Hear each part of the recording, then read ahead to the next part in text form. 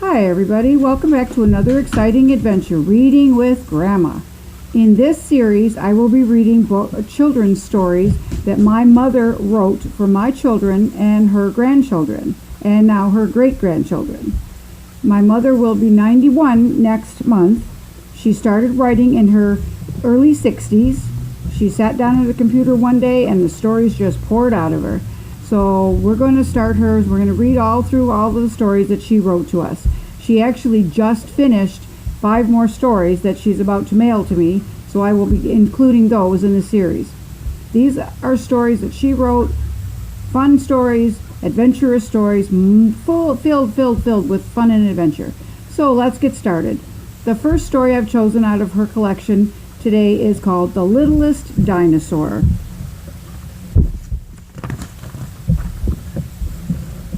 Millions of years ago, when dinosaurs roamed the earth, there lived a family of dinosaurs. They roamed over the whole island with many other dinosaurs.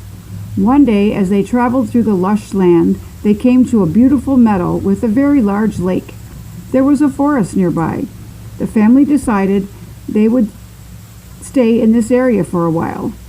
They were plant eaters, so this seemed an ideal place to stay.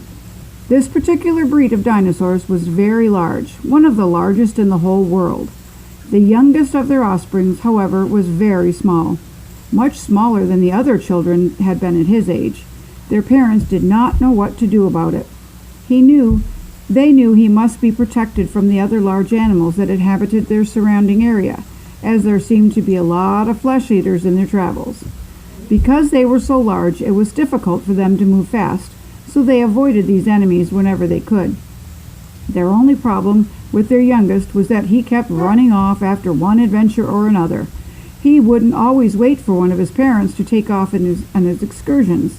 He didn't seem to be afraid of anything, not even the flesh eaters, who were sometimes encountered in their travels. One day the parents awoke to find him gone again. They dashed out into the forest. They called and called, but no answer. Where could he have gotten off to this time?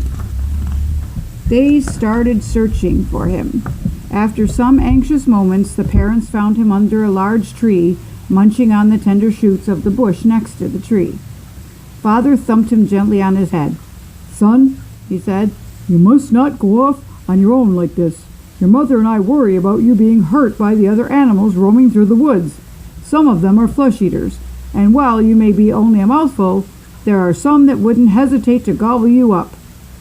"Yes," Mother said, "and besides, these flesh eaters that roam the forest, there are large birds that sweep down and carry someone as small as you away to their nests till they're devoured by their young. You must mind us, and not go wandering off alone." The little dinosaur looked up at his parents.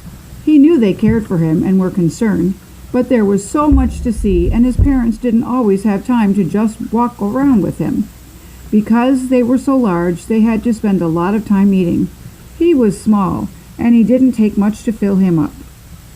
The family lived in peace for a while, but after a time, the surrounding forest seemed to become more crowded every day by all sorts of animals, large and small, many of them attacking their peaceful plant eaters. One day, after a particularly vicious attack, Father decided it would be safer for the children to go elsewhere. The parents could not keep an eye out for them every minute, and the children, especially the smallest one, were not always as cautious as the parents. They seemed not to have much fear, except when they were under attack. That evening, the parents talked long after the little ones had gone to sleep. They went over all the places they had been, trying to decide if they would be better to go back to one of the old places or on to a new one. They decided that since the population of animals had grown so much, it might be better to find a totally new place to stay. Early the next morning, Father aroused the children, explaining to him that they had a long journey ahead of them. Father said they must find a safer place to dwell in. After munching on some leaves, the family set off on their journey. At first they didn't encounter any other animals, and it was barely daylight yet. However, as the day wore on, their journey became more frightful. There were many encounters with the flesh eaters, some extremely ferocious, and those didn't seem to be bothered by the large size of the plant eaters. Sometimes around dusk, the family came to a large lake. There was a lot of vegetation nearby, and the father said they would have found an ideal spot, but he would have to search the surrounding areas carefully. Perhaps they could stay here for a few days, the mother replied. She and the children were tired, and although they had stopped to feed on leaves and small succulent plants quite often, all were still hungry. They drank deeply from the lake. They were all very thirsty too. Then they began to feed again on the nearby plants. After a while, when they had their fill, they lay down to rest. The parents cautioned the children not to go off on any explorations by themselves. They especially warned the littlest one to stay beside them. Mother told them they would explore their surroundings in the morning. Early the next day, they set off to explore the large valley that ringed the lake. They had found some new plants that were very tasty, and the lake water was cool and clear and very refreshing. This seemed like a very nice spot to live, but they would have to explore it more thoroughly before they made any final decisions. Several times the little ones wandered off, running too far ahead of them, and they were constantly calling him to slow down. Finally, the father had to cuff him smartly on his head and warn him of the dangers they might encounter in this new place. All went well for many months. Occasionally they would hear a distant roar, indicating another animal was not far away. But then there would be days on end when there was no sound, except for the smallest birds that once in a while would fly overhead. The days passed peacefully, and the family grew, although the littlest one still did not grow as fast as the others. One day, however, as they were lumbering through a far stretch of shadow near a tall hillside, they came upon another family of plant eaters. Father cautiously approached the new family, sniffing the air. One of the new ones approached him. All seemed well, and Father decided they had nothing to fear from these strangers. Before long, they were all roaming the meadow and the lake together. The children all played together nicely, although there were occasional scraps when one or the other got too rough in their play. The littlest dinosaur had now found a playmate, someone who could accompany him in his excursions, and who could watch over him.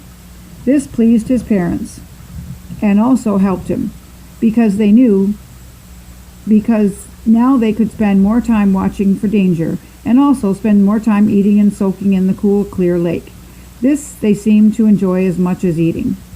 As the children of both families grew, they began to pair off and become closer to one another. After a year or so went by, there appeared offspring among the younger generation. All lived in peaceful harmony, except for an occasional battle caused by some passing flesh-eaters. One day there was a particularly bad attack, and one of the smaller, new offspring was hurt badly. All were saddened by this encounter, and it was several days before the danger subsided, and they found peace again in their meadow. Although the youngster had been gravely wounded, she slowly recovered and was soon romping with the others once the fear of another attack was over. The littlest dinosaur was finally beginning to grow into a full-grown adult. His parents were amazed how he seemed to sprout up overnight. It was so sudden, it really took the whole colony by surprise. It seemed that one day he was small as the newer children, and the next day he was almost as big as his brothers and sisters. What a relief it was to his parents to realize he was actually going to grow up into a full-size adult. Why, before they knew it, he would be a parent himself, something that somehow didn't seem possible. All went well for some time, but inevitably came the day when a large brood of flesh-eaters invaded their territory. This group had traveled a long way, and although they were tired, they were very, very hungry, because they had found nothing to eat for long hours. As they tromped through the forest into the meadow, they spied the larger dinosaurs. What a feast they would have now! The attack was swift and deadly. They charged the families, and some did not survive the attack. While the attackers were feeding on the fallen dinosaurs, some managed to escape. They lumbered through the meadows to the far hill, hoping to escape the fate that their family members who had fallen. After an uneasy night, the surviving members took stock who was left. Some bore wounds, but not too badly. After checking carefully, it was determined that there had been a loss of several members of the combined families. They were saddened at the losses, but they knew they must take up their lives once again. They had several discussions during the next few days, trying to determine if they should stay in this area or move on to more peaceful grounds. The larger members took turns scouting out the area, trying to determine if it would be safe to remain where they were, or if they would just move on. Most felt they wouldn't be completely safe anywhere. Finally, they decided to remain, but stay hidden in the hills for a while, never staying for long in any one particular place. They did hear thunderous hoofbeats of their attackers, but there were no more attacks, so they kept moving away from the roars and foothills of the flesh-eaters. They decided one day to explore the other side of the hill where they had been staying since the attack. The littlest dinosaur volunteered to go out and scout the new territory. Although he was now full grown, and his father himself, his parents were reluctant to let him go. They still thought of him being too small to take care of himself. However, he reminded them that he was able to watch out for danger now that he was finally grown up.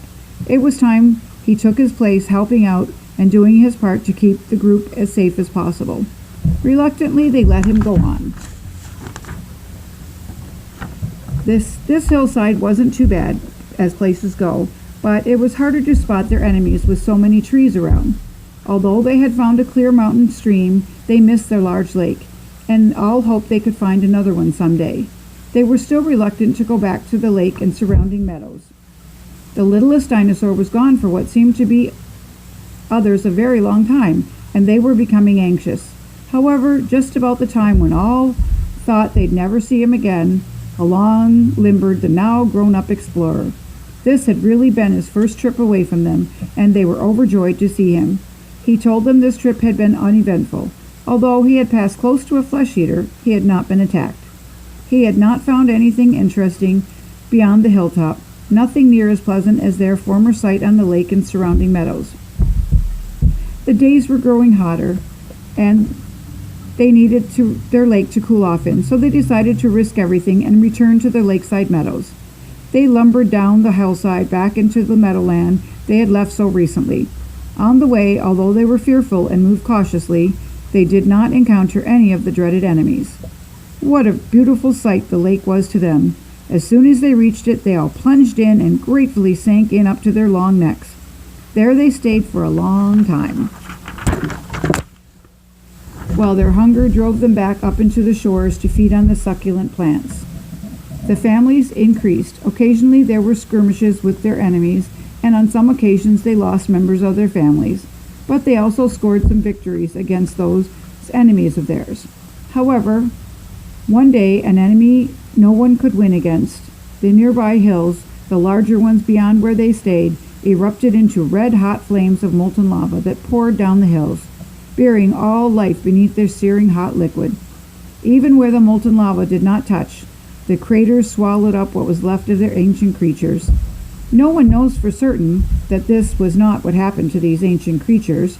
It is supposed by many scientists that such was their facts and their fate. Some said it was meteors, some say it was the lava from the volcanoes. No one will ever know the difference or the truth. The end. I hope you enjoyed the story of the littlest dinosaur. I will be reading a new story every day, hopefully every day. I'm going to try really hard.